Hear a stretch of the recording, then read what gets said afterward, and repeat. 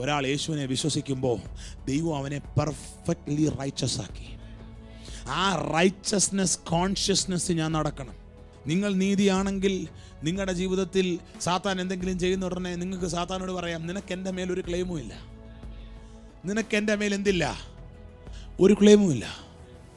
നമ്മുടെ നാട്ടിലൊരു ചൊല്ലുണ്ട്, നിയമം അറിയാവുന്നവനെയും പേടിയില്ലാത്തവനെയും പേടിക്കണം. അങ്ങനെയാണെങ്കിൽ ആത്മലോകത്തിലൊരു ചൊല്ലുണ്ട്, വചനം അറിയാവുന്നവനെയും കർത്താവിൽ പേടിയില്ലാത്തവനെയും സകല പിശാചും പേടിക്കും.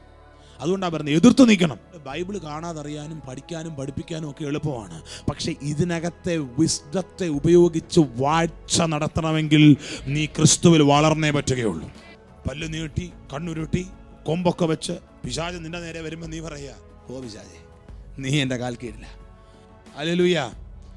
എങ്ങാണ്ടൊന്നൊരു വേദന സഹിക്കാൻ കഴിയുന്നില്ല, എതിർത്ത് നിൽക്കണം, എതിർത്ത് നിൽക്കണം. ഈ എതിർത്ത് നിൽക്കുന്നത് എപ്പോഴാ? രോഗം വരുമ്പോൾ എതിർത്ത് നിന്നിട്ട് കാര്യമില്ല. ഇപ്പം കേട്ട വചനത്തെ കീപ്പ് ചെയ്ത് മെഡിറ്റേറ്റ് ചെയ്ത് ആ വചനത്തിൻ്റെ വെളിപ്പാടിൽ പൂർണ്ണമായി ഉറച്ചു കഴിയുമ്പോൾ എന്ത് വന്നാലും നീ പറയും, I can handle, I can handle. നിങ്ങൾ ആത്മീക കാര്യങ്ങളിൽ ഇടപെടുമ്പോൾ നിങ്ങൾക്ക് നേരെയുള്ള പ്രതിരോധം വർദ്ധിച്ചു വരുന്നത് നിങ്ങൾക്ക് മനസ്സിലാകും. പരീക്ഷയുടെ കാലത്ത് ഉണങ്ങിപ്പോകുന്ന തകരയായി നിന്റെ അകത്ത് വീണ വചനം തീരാതെ പരീക്ഷയുടെ കാലത്ത് അനേകരെ ഉറപ്പിക്കുന്നതായി